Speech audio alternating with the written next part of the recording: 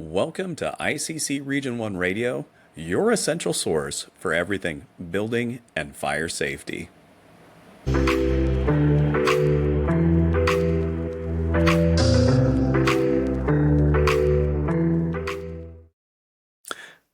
In this episode, I talk with FDNY Fire Commissioner Laura Kavanagh on critical issues of fire safety and the challenges posed by lithium-ion batteries, especially in e-bikes and e-scooters. Fire Commissioner Kavanagh discusses FDNY's innovative approaches to these modern hazards, including regulatory measures and public education efforts.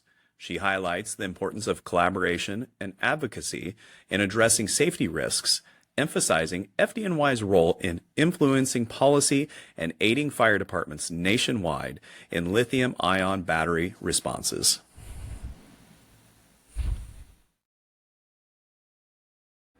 All right. Commissioner Kavanagh, welcome to ICC Region 1 Radio. How are you?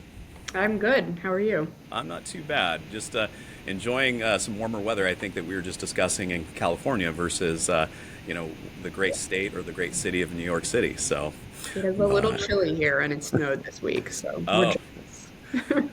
I can see snow in an hour. So at least I have that. I can go up to Yosemite. I can be in Yosemite in 2. So it's not too terribly bad. See, you're showing off. Everywhere I go, there's going to be cold weather.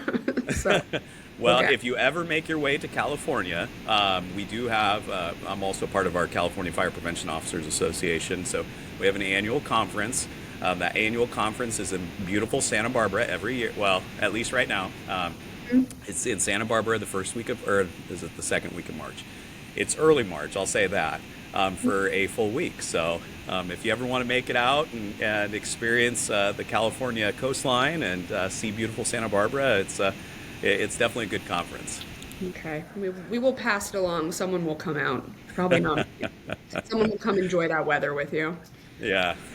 Well, welcome. I'm happy that you're here because we kind of talked a little bit about it. I think lithium-ion battery technology is one of those technologies that has expanded quite a bit, and it definitely is widespread throughout all of our homes, our businesses, and so I think that there's still a level of awareness that we can definitely build on and hopefully develop, especially with this podcast. So, but before we do that, I'd like to talk a little bit about your background.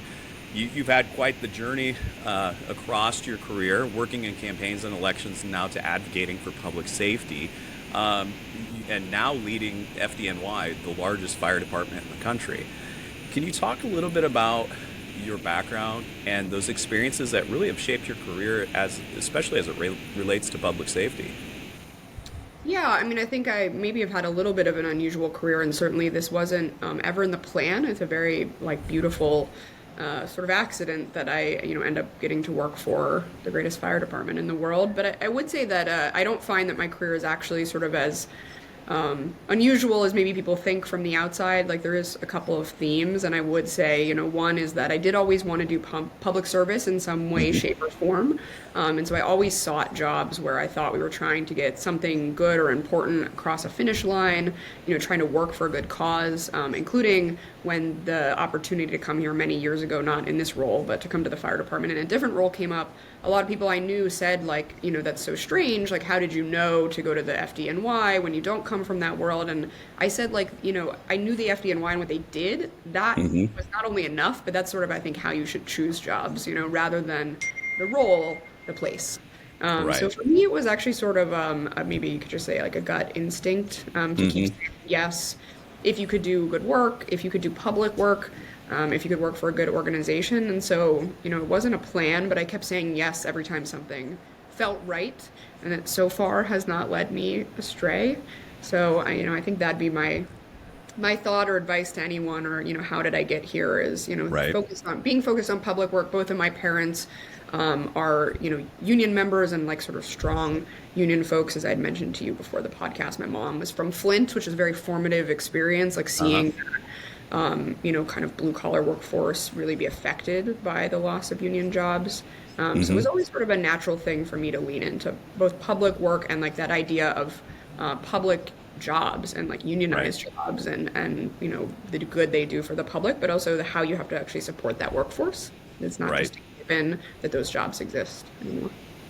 Yeah, you just hit on it, like being able to support those jobs, being able Yeah. to, be able to make a difference in your community, and I think that that's a lot of us, especially in public service, we have that desire, that kind of servant leadership, right? That being able to get out there and be able to try to help, at least in this podcast really talks about reducing risk, help reduce risk and, hopefully make the community a little bit safer. So, now, as the fire commissioner for FDNY, can you talk a little bit about your vision and how it relates to fire safety and fire prevention across the city? Yeah, the thing that I always say is that the really beautiful part about the fire department is the mission hasn't changed in Hmm. 158 years. The mission was to prevent, loss to life and to property, and it still is. What is very different is what that means, right? Especially Right. as you guys well know, it's so much more complicated as we build up and we build out and we build more technically, we build underground. We have all these Yes. different types of buildings now, ranging from like these elevated, parks and buildings built on old train tracks, so on and so forth.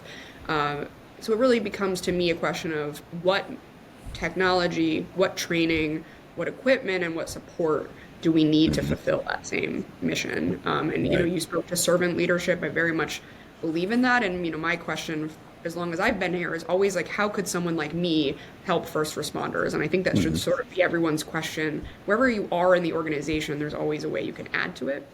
Right. And so even as commissioner, that's what I think is, my folks still have to run into a building either to do firework or EMS work in the middle of the night with minutes or seconds of notice.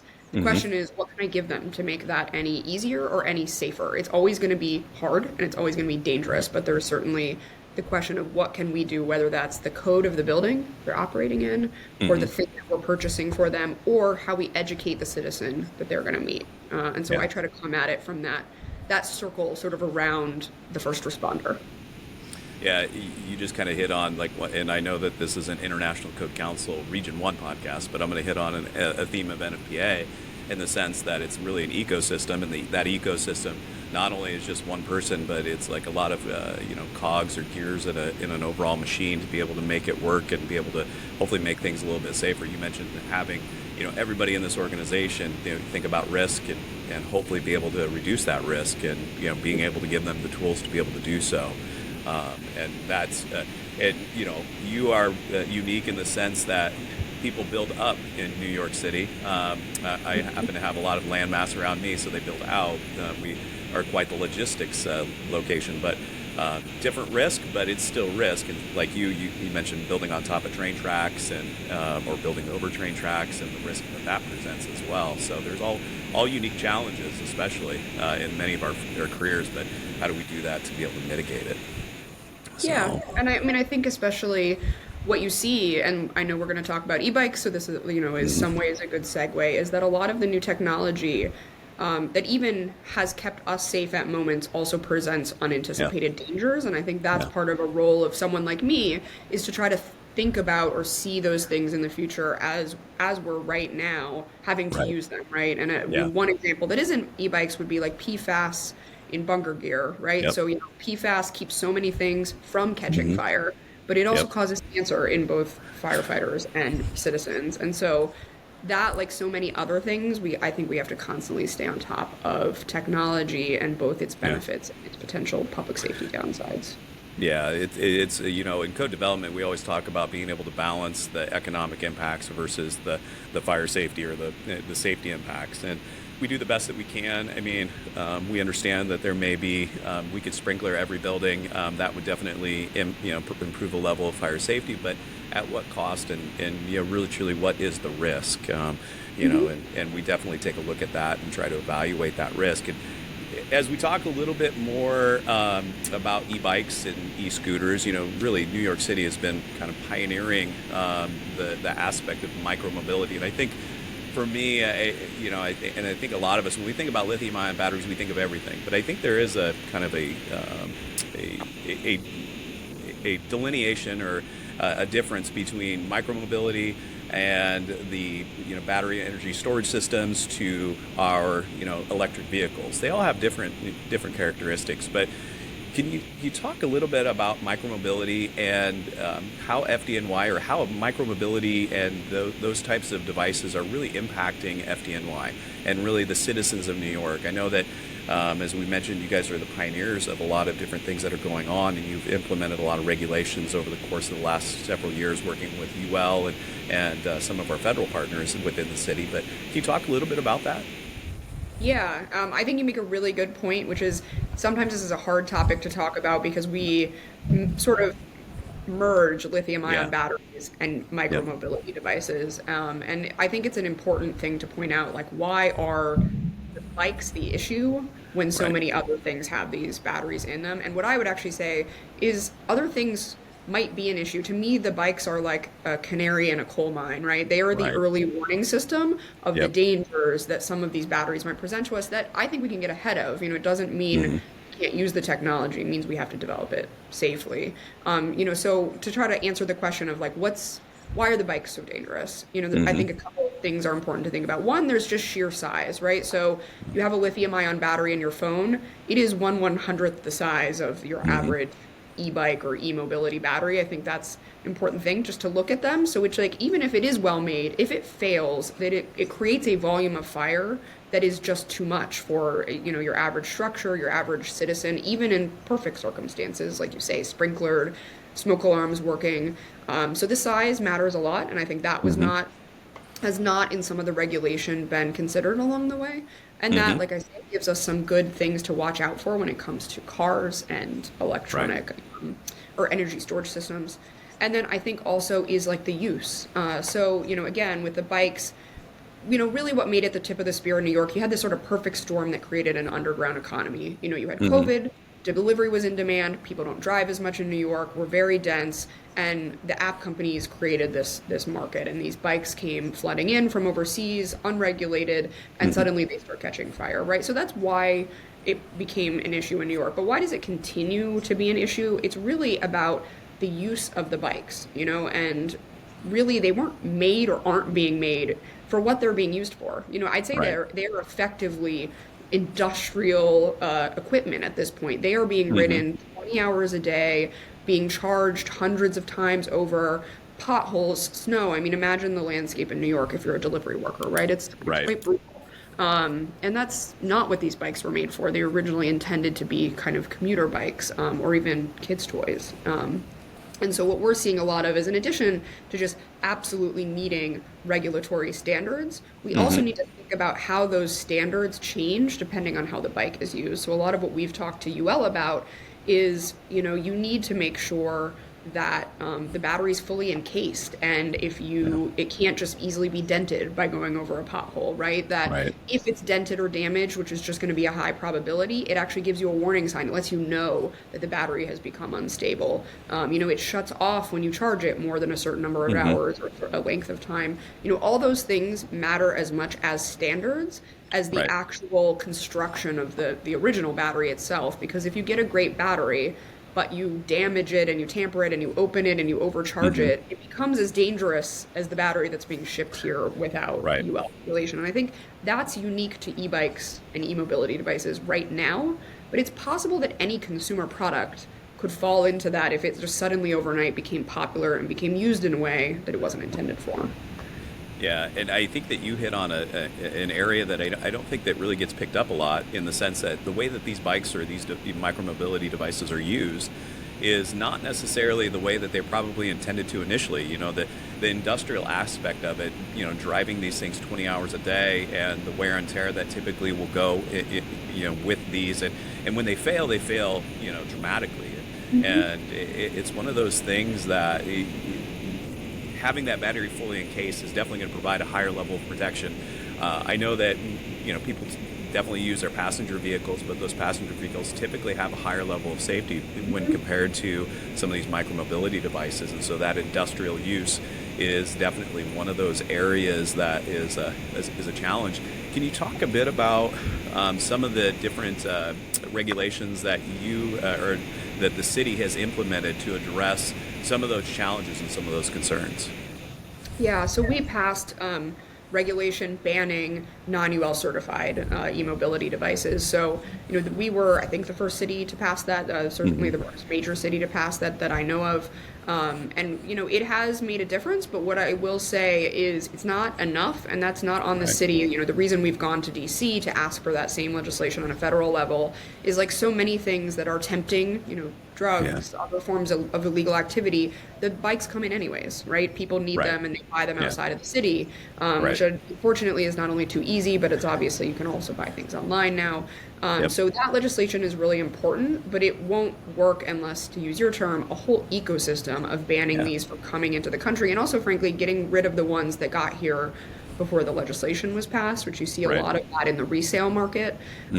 Really, really important. And then the other thing that we're doing here that I'm very excited about, and I really do hope becomes a national model, is, the mayor proposed a new agency that would actually license and regulate any type of these sort of last mile devices, right? So whether it's an e-bike, a cargo bike from Amazon, and I think that's so important because of what we talked about earlier. As technology moves faster, it moves even more quickly ahead of public safety's ability to train and prepare, and even the public's ability to know, what the risk is going to be. These bikes weren't exploding when people weren't using them for delivery work, right? Or weren't exploding as often. And so we have to make sure that we can actually roll with the technology. If we say no, it comes in anyways unregulated. If we say yes without regulating it, all kinds of crazy things happen. And so we're really excited about that agency. It's going to take us probably a year to get there, but I think once we're there, I hope that is a model for consistently being able to say it's okay that we use new technology, but let the first responders know, where you're using it. Let us know how you're using it, and talk to us about where you're buying it from, so we can actually track whether or not certain devices are presenting much greater dangers than others, and advise people about why that is before they're everywhere. Yeah. And that leads me to a couple questions. Probably one in code development, but two also working with major retailers and some of those issues associated with being able to purchase those bikes and being able to modify or be able to identify when they come in and if they're regulated appropriately. But first, let's start with a little bit about code development. I know that in the code development sector, I worked a lot in that, and understanding that you hit on a good a challenge, especially in code development, in the sense that we're always kind of behind a little bit. The code development cycle typically is about 3 years. We'll be implementing the 2024 edition of the International Fire Code or International Code Set. But also, too, we're working on the 2027. So what we see as hazards now may not be those same hazards in 2027 because, we have new challenges. What's your thoughts on working on developing, some code development or some code sections, or even maybe possibly a new NFPA standard? I know NFPA has 855 for battery energy storage systems, but I don't know, and I have not been able to find, and it may be out there and I'm not aware of it, but to address micromobility and lithium-ion batteries.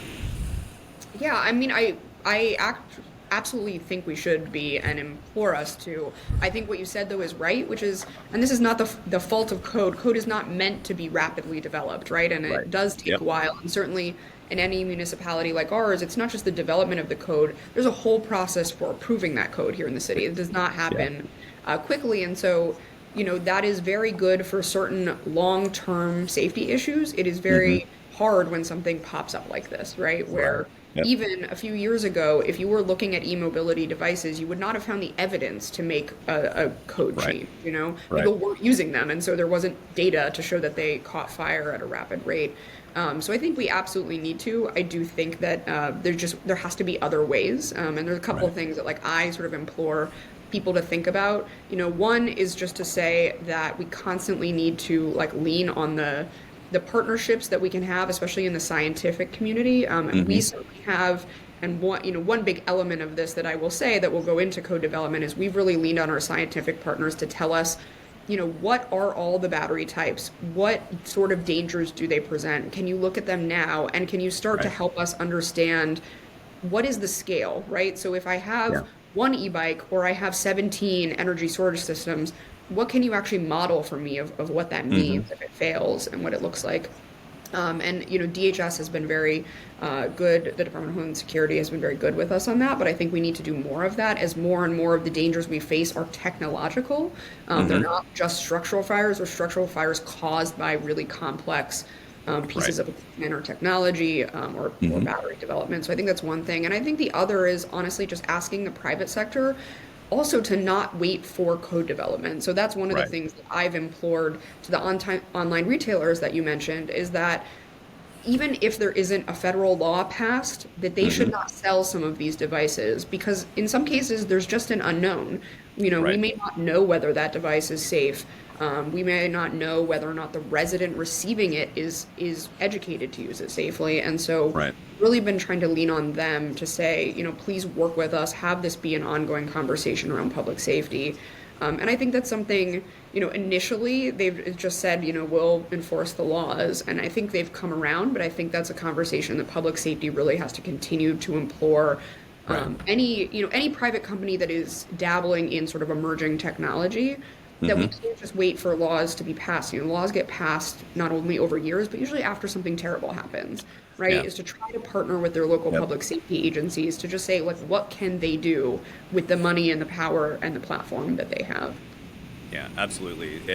And I 100% agree with you. The importance of the kind of the process in code development, because in the sense that if we do things too rapidly, then we kind of seem like we're always reacting to the different things. And yes, we need to address those things, but we also need to have the science to be able to support it. Now we talk about retailers, and I kind of shared with you.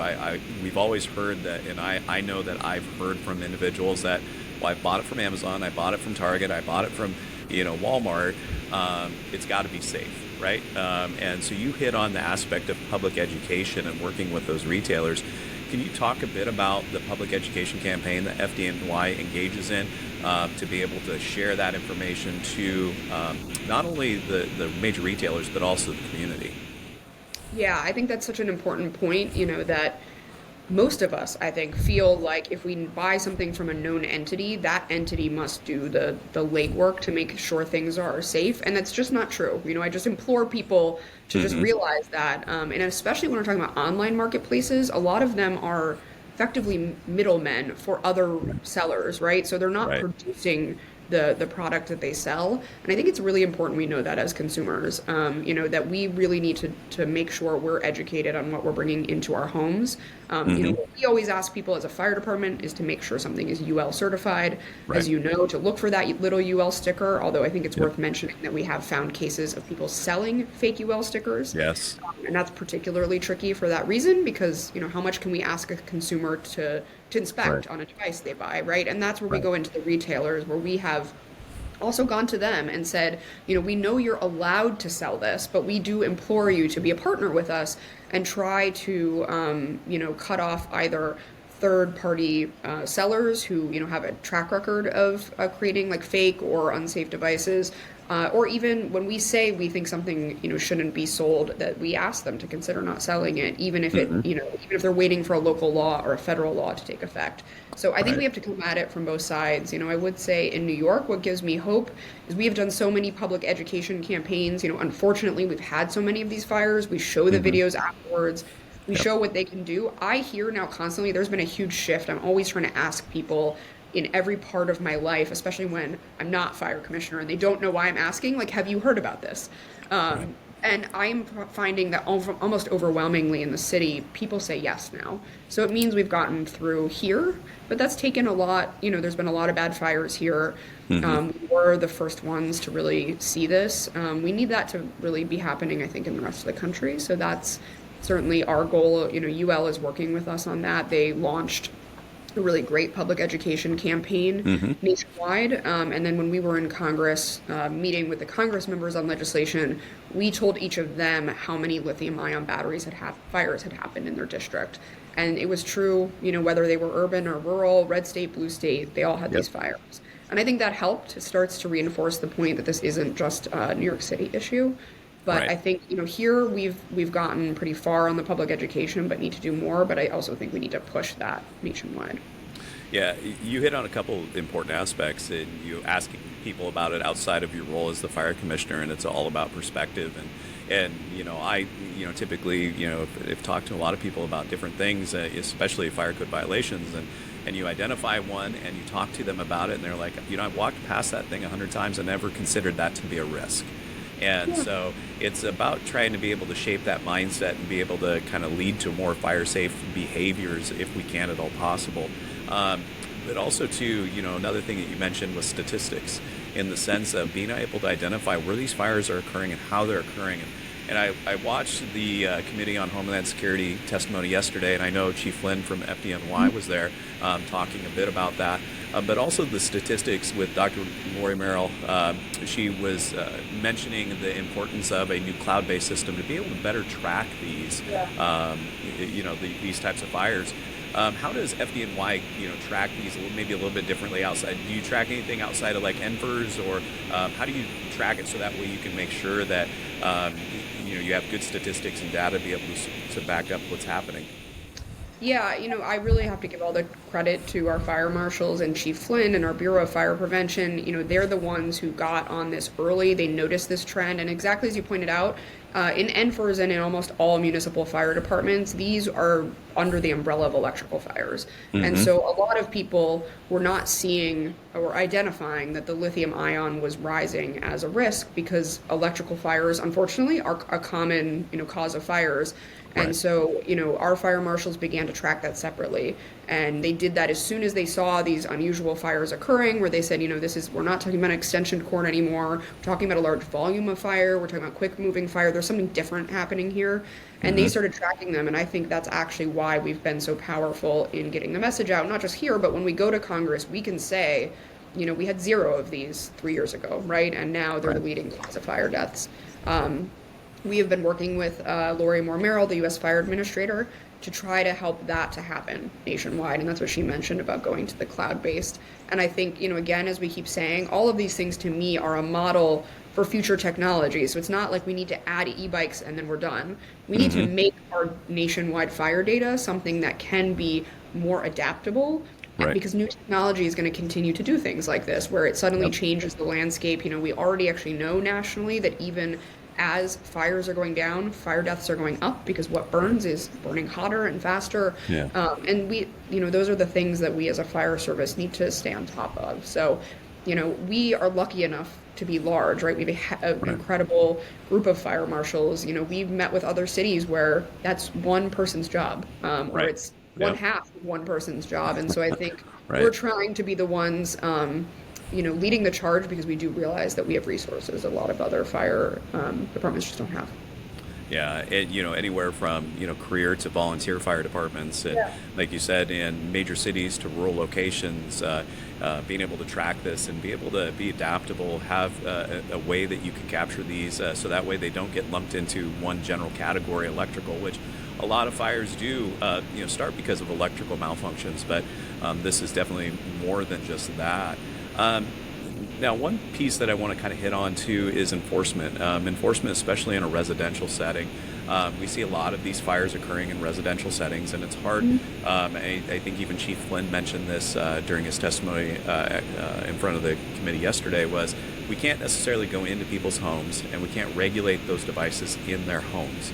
And I know that that's a tough ability. You talked about also the counterfeit UL stickers. I've definitely seen a lot of that over the course of my career, anywhere from, now e-bikes. Now you can just purchase sheets of them, Yeah. unfortunately. And so how do we talk about education, talk about it at more of a granular level, like how do we get that information out? I mean, I think that, risk and seeing some of these larger events definitely help, but how can we, you mentioned also the UL, or the Fire Service or Fire Safety Research Institute also has done a lot of work in that. Can you talk about some of those things that you've worked in that partnership to develop some of that safety campaign? Yeah, I mean, I think it's a couple of things. One, when it comes to residences, I think that's the struggle really for all public safety agencies, is the things that present people with the most risk are generally inside their apartment in New York City, right? So in this case, if you have an e-bike, we can't enter your home and inspect that, but also, the other common causes you mentioned, a bad power strip, cooking, smoking, And so education becomes absolutely necessary, no matter what else is happening with regulation, because we can't be there 24/7 Right. and we can't enter somebody's home.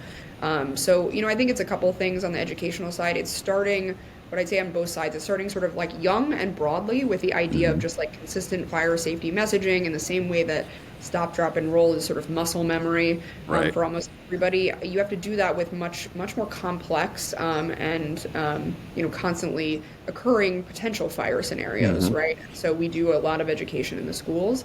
But the flip side of that is we have to really target certain audiences who are dealing with an acute risk right now. And so the e-bikes is a really good example where they are primarily or largely being used in a lot of migrant communities. They're being used for delivery, so the delivery worker communities. And that not only do we need to talk to them specifically about the risk to their bike because they need it to do their job, right? So it's not Right. enough to just say this isn't a toy that you can say just like throw this away, you don't need it. Right. But also we have to consider that a lot of them are newly immigrated here, and so we Hmm. need to make sure our education is in multiple languages. We need to find them where they are. They're not going to be in our schools, and they're not going to have had that, the benefit of that early Right. education in New York City public schools. So we try to think of it as both. How do you have kind of consistent educational materials that are always in the schools that we do at every senior center, every community board meeting, every public school, and then how do we constantly judge where the risk is popping up and create Hmm. new programs to specifically target that risk, that use, that community in a way that reaches them. And we do a lot of leaning on third parties here in New York. We work with clergy, we work with elected officials, we work with small business owners. We try to get to people through the organizations they're already a part of. And so I think that's a really just important piece of it. And the last part is just we actually have to think when we write laws about how Right. to make sure that some of these like more powerful entities in the market, like the app companies, Hmm. can be forced to regulate. I don't think there's a world in which if we just tell people that these are banned in residences, that it'll stop. We actually have to do Right. something to stop the supply. We either have to get the Right. feds to stop shipping these in, or we have to say that the app companies are liable if these do catch fire, or that a landlord is liable if this is in a building. We have Right. to kind of go at where there's really powerful interests. Hmm. It's not only not fair to target the least powerful, it's also not effective. Right. You need to go after the people who are creating a market for these bikes in the first place and who have the money and power to do something about it. Yeah. Now, I reflected as I was preparing for our discussion today. I kind of reflected on, my career. I've never really seen or I can never think about a different product that, over the course of my career, has shaped fire risk or created more fires. And been more of a fire safety concern than these micromobility devices, especially how they're being used. And you hit on the aspect of how quickly the intensity of these fires and how quickly these fires are now going. I mean, you have modern furnishings definitely would lead to flashover in a room very quickly when compared to furnishings back in the 60s and 70s. But now we're also then adding the micromobility devices that are now really becoming an explosion hazard and a risk associated with that. And so I agree with you. Partnerships are definitely one of those things, and I think you guys are doing a great job. You mentioned working with clergy, trying to find those people that you can work with that can be able to help share in that message. I mean, that's a great way to be able to continue to reduce risk and be able to communicate that risk. Can you talk a bit about maybe partnerships with like delivery companies?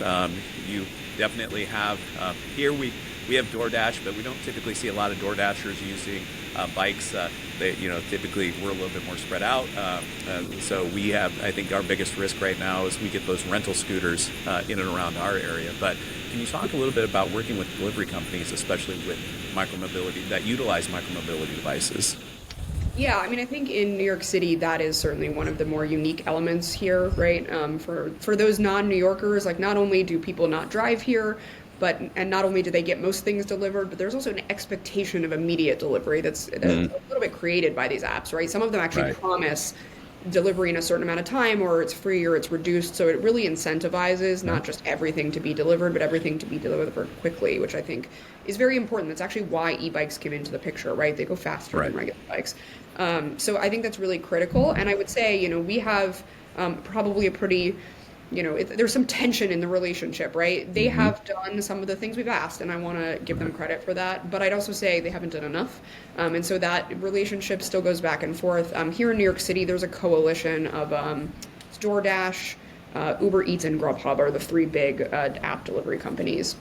And so we're consistently trying to work with them to let them know that this is a hazard, and that it's a hazard not intentionally created by them, but it is a side product of the business model they've created. And so we really do expect for them to continue to work with us. We are continuing to ask for more of them because we don't think this is something that can be solved alone. As I mentioned to you before, we have found with these devices like they are banned here. Non-UL Hmm. devices are banned here, and it makes very little difference when people have both an incentive to buy these devices but also a need. Right. If you are incentivizing people getting their things delivered in 15 minutes, and if you are finding a group of people who have no other way to make a living than to buy this device, you are going Yep. to get a market for them. And so it's not Right. enough to just say, well, you shouldn't have one. Right. You actually need to put resources into either changing the device they use or into the infrastructure for charging them, which we're working with them to do both. Yeah, and like you just said, there is a desire, there is a need, and people are definitely seeking out those areas where they can buy these devices and the resale market. I know that I saw a news story. I think it was out of Queens where that somebody was manufacturing or repairing or they were definitely altering batteries, right? And Yeah. they were non-UL. And once you open up a battery, you've voided the UL listing. It's no longer UL listed anymore.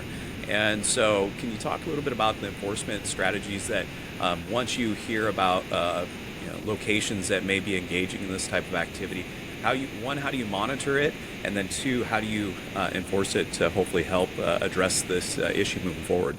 Yeah, as you mentioned, so this place that we discovered last week was not only manufacturing batteries, so they were taking individual cells and creating their own batteries, they were also opening up and tampering with and altering existing batteries, which is as dangerous as you can get, right? And they had not only dozens of these devices, they had dozens of gas-powered mopeds, which are not only illegal, but are obviously an accelerant, and they also had an illegally converted store, so someone was sleeping in the back.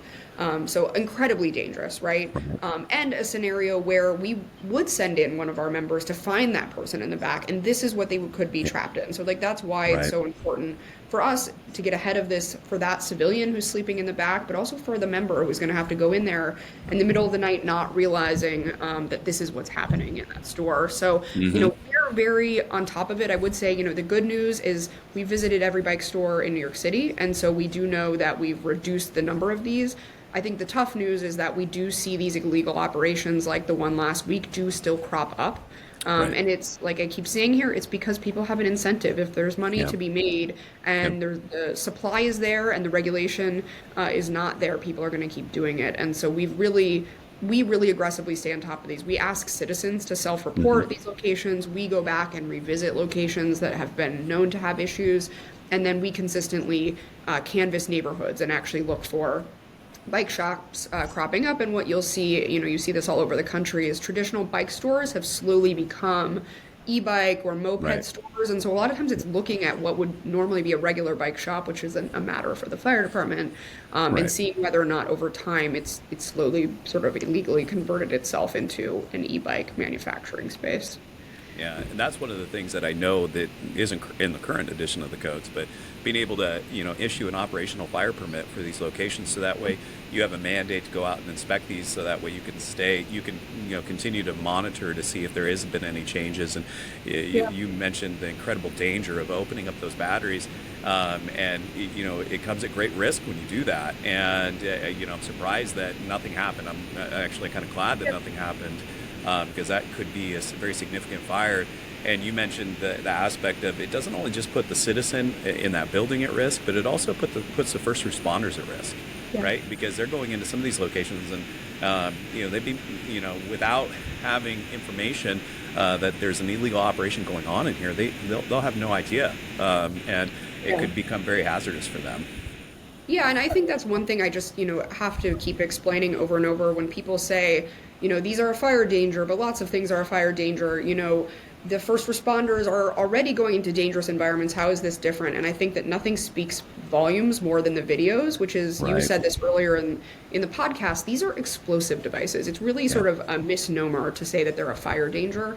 And Right. so, it's true for the citizen, which is that this isn't going to smolder slowly and give you time to get out. It's going to explode and you will be trapped, period. Right. But for the firefighter, they are going into, yes, already in a dangerous situation. But if this, if there's 20 of these batteries and they are halfway into this building and it explodes behind them, they're trapped. And so is the Yes. citizen. And I think that's been, the videos have spoken volumes, I think, for getting people to stop this behavior, because they really see that this is not something that you can manage after the fact. Once there is a fire in these devices, they are explosive and it Right. is incredibly dangerous from there. Yeah, yeah, it's one of those things, and also too when they charge them at their front doors, it Yeah. traps them, we've kind of talked about the difference between California and New York in the sense of I've got a garage and a yard that I don't necessarily charge these in my home. I would charge them in my garage, but I've even talked to friends of mine that they even, I mean, granted, we really highly recommend people don't charge lithium-ion batteries while they sleep. Yeah. Because of the hazard associated with it. But I've even had friends that they will not charge even their electric power tools in their garage because those things happen. The scary thing is we haven't really talked about social media and different things like that. But I will say that unfortunately, I come across videos on maybe Instagram or TikTok where they show people modifying batteries, like, hey, my battery stopped working because it didn't hold a charge, and so this is what I did to be able to make it work, and Yep. to be able to and so that's always a scary thing too, because if there's a market for it, if there's a desire for it, people are going to try to figure it out. Yeah, YouTube is a prime place. Our fire marshals find these all the time, showing Yeah. you how to alter a battery, which is incredibly dangerous. So I agree. We that's why I say we put a lot of our videos out on social, because we do Yep. find that visual is the way a lot of people are getting their news, and I think that has made a difference to show what happens in an e-bike fire. But I would also say, I think one of the things, speaking to sort of codes and what I think we're moving to here is just the understanding that lithium ion is really the kind of thing we should be treating with the same level of seriousness as we Right. do other sorts of industrial activities, So Yes. the reality is, even if they were all UL certified, I don't want 20 of these batteries in the store downstairs in my apartment. I don't, Right. And so thinking about how these also can just be differently situated, even as we start to get into the world of verified legal devices and manufacturers who do know what they're doing and are doing this safely, it's still just inherently a dangerous activity because of the technology involved. And a lot of the reasons those things have been moved to industrial parts of any of our cities is one, to make sure that they are not being exposed to citizens' residences, but also to make sure first responders know when we go here, we know what's inside. We know it's an auto manufacturing store. We know it's a lithium-ion battery store, and we're going to respond differently. We are not going to send a member in. We're going to know what we're confronting, when we're on our way to the fire. So we are, as it comes to like codes, that's the kind of thing we're thinking of. Even we're thinking about the future universe of legal lithium-ion devices, is they still should be situated differently. They still should not be sold in mass, in multiple dwellings. Yeah, we talk a little bit about that with hazardous materials, and that kind of would fit in this regard, in the sense of creating control areas to be able to minimize the amount that we have in any given area. And so I think that with this evolution, we may see some things like that to be able to hopefully help minimize that, especially. Now, you mentioned putting things out on social media and putting out videos. I do remember seeing a video of a bike shop that had a dramatic failure of a lithium-ion battery charging. I want to say that was probably a couple weeks ago, maybe a month ago now. And so I do think that being able to put that information out there and being able to get the information out to the public, especially in a location that maybe, me in California would not necessarily see it, but we have fires. But I joke in the sense that, and it's just kind of a realization that, like, I had a fire in a neighboring jurisdiction. It was a micromobility device, and they called out the hazmat team, and it made news locally, but it didn't make news statewide. And if I don't keep my finger on the pulse of these types of fires, I would have no idea that fire even existed. Like, nobody, I mean, they're maybe 30 minutes away from me, and no idea that they had that. That's, they show how they rendered the battery safe, and all the steps that they went through, and it made local headlines, but it didn't really seem to rise to anything that anybody else in the state or just within the region even was aware of. Yeah, I think, social media, for better or worse, is a reality. So we try to use it as Yeah. an educational tool. But, I also think you're speaking to something larger, which is also about the fire service. So not just the public. And Right. there are, one of the things I hear from smaller departments, they keep saying, can you also just talk to us about training and techniques? Because it's also a really resource intensive job to respond to a lithium ion battery fire, right? Right. They do present, not only so much more potential for danger, they require so much water, they require packing Mm-hmm. materials, they require hazmat, special training. And Right. that's just when we're talking about e-bikes, right? So what does happen when we're talking about a garage full of electric cars or an energy storage system?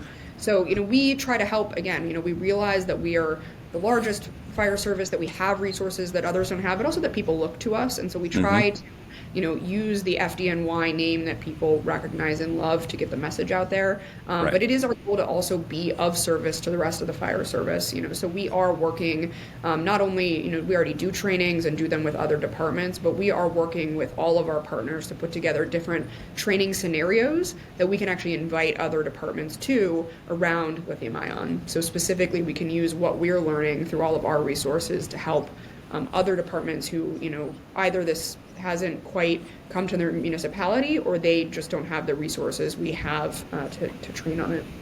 Yeah, and you hit on, bringing people together, regionally to be able to talk about lithium-ion battery and the training that goes into the response. But also, I know that you worked with Dr. Lori Moore Merrill in the National Fire Academy on trying to develop more training and techniques and to be able to help at least get that message out to some of these other departments. Yeah, exactly. We're trying to spread the word, invite people here, obviously talk to them when we're out visiting different, parts of the country. And then we're actually working, towards actually an electrified block as a physical training facility. So, that's a ways out, but that's one of the things Right. we are working with the federal government on for that exact reason is, this is going to be ever growing, Right. this sort of like battery technology in any form seems to be here to stay. And we want to understand, how is the first responder going to operate in an environment where they may have an electric car, an e-bike, Mm-hmm. and an energy storage system, and there might be multiple of them either next door in, where you live or on top of Right. one another where I live. Yeah. And how will that, change the nature of how first responders have to think about going into a building? So we're Right. trying to, stay on top of this present danger, but also get Mm-hmm. ahead of these future ones. Absolutely. Now, one thing I do want to talk about is advocacy. I know that you have, and you even mentioned it earlier about going to Washington, D.C. and meeting with elected representatives. And then, I talked earlier about the Committee on Homeland Security and the testimony that was given yesterday. Can you talk a little bit about how you're working with not only just state partners, because I know that the governor's office is also looking at, some different legislation to be able to address, and hopefully they're, using New York City's model to be able to help address some of those others fires in other locations. But can you also talk about the advocacy that you're doing to try to help at least close the gap on the risk associated with lithium-ion batteries? Yeah, we realize here in New York, like between myself and the mayor, New York City is what everyone looks towards, right? We're the media capital of the country, and we're the largest fire service in the country, and we're certainly the most well known. So, we try to use that as much as possible. We go to DC. Chief Flynn was there yesterday, as you mentioned. Him and I have both been there twice prior to that, advocating. I'm actually going to Albany, which is the capital here in New York, in a few hours after this podcast. And we're doing a lot of things like this, right? We're Yeah. trying to get the word out because we do realize that when we speak, people listen, and we do want them to know that this is a danger, and we want them to hear it. We want them to get ahead of it, right? We want them to learn from us and what we've seen, and we want them to make their citizens safer and their first responders safer. So anytime we get a forum to talk about, micromobility, lithium-ion batteries, luckily we've got a great executive team here, so it does not just have to be me. We've got, a great team, and one of us goes to just about everything where someone is talking about this to try to reinforce to people both how dangerous this is, but also what they can do about it. Yeah, absolutely. And I know that, California, we are definitely also kind of, on the western side of the country, looking at a lot of this. The State Fire Marshal's office just released a lithium-ion battery bulletin, and so working, in discussions with them and reading kind of the different things associated with that. And I'm imagining that we'll see some new things coming from my state that will probably also hopefully address this as we move forward. Now, as we talk about the outlook, what are some key strategies, as we talk about preventing lithium-ion batteries, and what can other people like myself or other code officials or other fire departments across the country, even across the globe, learn from the efforts that are, New York City is engaged in? Yeah, I think a few things. One, because it's my obligation, is just to say to everyone, whatever device you have in your home right now, please check it. Is Right. that presumption you made at the beginning of this podcast that what you buy online or as a store is safe is just not true. And I know you probably have a lot of listeners who are very well educated on that, but let's keep in mind we all have someone in our lives who isn't in the fire service, right? A Right. next door neighbor, someone we run Yep. into at the store that we can help express to them how to purchase safely, how to use these devices safely, how to power them safely, and how to dispose of them safely, frankly, in sanitation's safety and defense. The sanitation department here has dealt with these fires as well. So that's one big thing is we all need to be advocates. We are all luckily more well educated as members of the fire service, and we need to help others who aren't in that space. The other thing I'd say is, we really do hope that this legislation is going to pass Congress and that will eventually stem the tide of these dangerous devices coming into the country. But people do have them in their homes right now, and so we cannot count on waiting for that legislation. We still need to be vigilant about education and enforcement. And then the last thing I'd say is, like I said again, e-bikes are just one piece of a consumer device that happens to have, been used incorrectly, been manufactured incorrectly. It could happen with anything. Right. And so I implore, especially private companies, but all municipalities and anybody listening, to have their public safety agency at the table. I think sometimes people feel like public safety is the land of no. I don't want to include them because I just want to run forward. Especially in California, right? You have Silicon Valley, so it's move fast, break things. Well, Yep. when you break things, someone has to show up at your house at midnight with Right. warning and run in and save your life. And so I Right. implore you to at least keep us at the table. Let us know what you're developing. When we say something could be unsafe, we're not saying that, to try to prevent development. A lot of things that have been developed have actually helped save first responder lives. Absolutely. Please listen to us along the way. Don't wait until you've already manufactured it and there's one in every home before you hear us when we say there are some issues and they complicate the way we do our job and they complicate people's safety. So, I'd really implore people to try to make sure that their public safety agency, wherever they live, is at the table. Yeah, I think I would 100% agree with that, echo that statement. We're here to be able to help provide, we talked about it earlier, perspective as it relates back to risk reduction strategies to be able to make sure that what we're doing safely. And so hopefully we can do that. I want to thank you. You've been very generous with your time. I know that you're extremely busy, managing and overseeing the largest fire department in the country. And as you mentioned, going to Albany this afternoon to advocate for lithium-ion battery safety. Where can more, if people that are listening to this podcast, where can they find information about the strategies and the things that you're doing with FDNY, especially as it relates to lithium-ion batteries? Yes, so I would actually just ask everybody write it down, FDNYSmart.org. We are lucky enough to have our own fire safety website funded by our foundation. We want people to use our stuff, so take it, steal it, make it your own. We consider that a compliment. Right. We have it in every language you can imagine. We have it in every form, written, videos. We put our partners' information on there, so like UL has some really great video messages around this, and we share them there. So FDNYSmart.org, we really encourage people to go there and use anything they find there to do education. All right. Well, Commissioner Kavanagh, thank you again. Do you have any last bits of information that you want to share with our audience before we conclude the podcast? I would say, stay safe. Thank your first responders. And I don't have any bike in my house. So for everything else here, I think maybe that speaks volumes. I would never let one in my building. Yeah, I do not have one either. Until we know more about this universe. Yep, exactly. Give it a little bit more time before I make a decision to be able to purchase one. Okay. Yeah. Well, thank you again. I really do appreciate it. I hope everybody learned a little bit more about lithium-ion battery safety and advocacy that really truly is needed. And if you have any other questions, for any of us, please let us know. Thank you so So, much. all right, thank you.